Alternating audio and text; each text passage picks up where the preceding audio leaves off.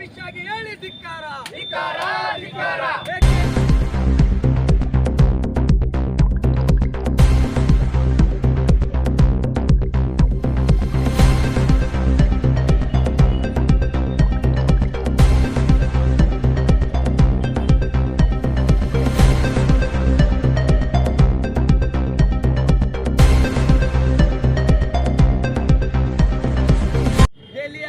ಸಂಸತ್ ಭವನದಲ್ಲಿ 2 ದಿನಗಳ ಕಾಲ ಚಳಿಗಾಲ ಅಧಿವೇಶನದ ಸಂದರ್ಭದಲ್ಲಿ ಡಾಕ್ಟರ್ ಬಾಬಾ ಸಾಹೇಬ್ ಅಂಬೇಡ್ಕರ್ ಅವರ ಬಗ್ಗೆ ಮತ್ತು ಸಂವಿಧಾನದ ಬಗ್ಗೆ ವಿಚಾರ ಮಂಡನೆ ಮಾಡಲಿಕ್ಕಾಗಿ 2 ದಿನ ಕಾಲಾವಕಾಶ ಕೊಟ್ಟಿರ್ತಾರೆ.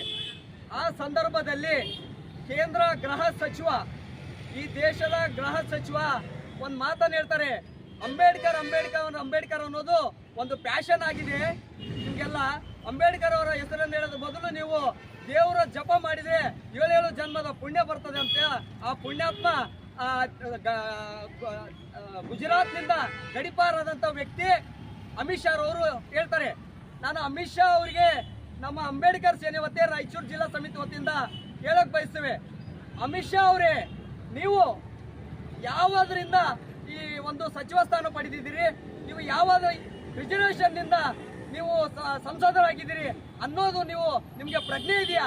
ಅಟ್ಲೀಸ್ಟ್ ಈ ವ್ಯಕ್ತಿ SSLC ಒಂದು 10ನೇ ಕ್ಲಾಸ್ ಆದ್ರೂ ಪಾಸ್ ಆಗಿದ್ದಾನ ಇಲ್ಲ ಅಂತಕ್ಕಂಥದ್ದು ಇಡೀ ದೇಶದ 130 ಕೋಟಿ ಜನರಿಗೆ ಒಂದು ಅನುಮಾನವನ್ನ ನಿನ್ನೆ ಹುಟ್ಟು ಹಾಕೊಂಡಿದೆ.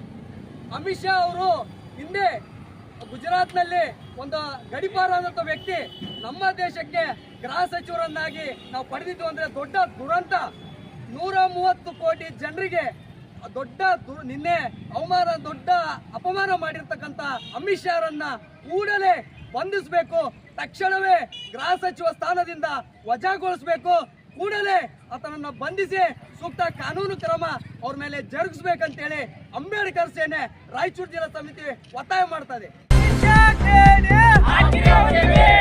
ಅಂಬೇಡ್ಕರ್ ಅವರಿಗೆ ಅಪಮಾನ ಮಾಡಿದ ಅಮಿತ್ ಶಾ ಅವರನ್ನು ಗಲ್ಲಿಗೇರಿಸಲೇಬೇಕು.